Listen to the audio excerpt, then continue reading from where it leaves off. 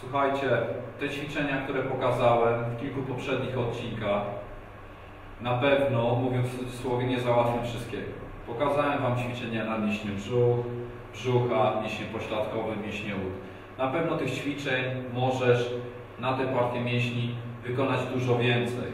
Ja Wam pokazałem najbardziej podstawowe ćwiczenia, ale pamiętajcie, Wy kobiety, także o tym, iż ten właśnie mały system nie załatwi wszystkiego za Was.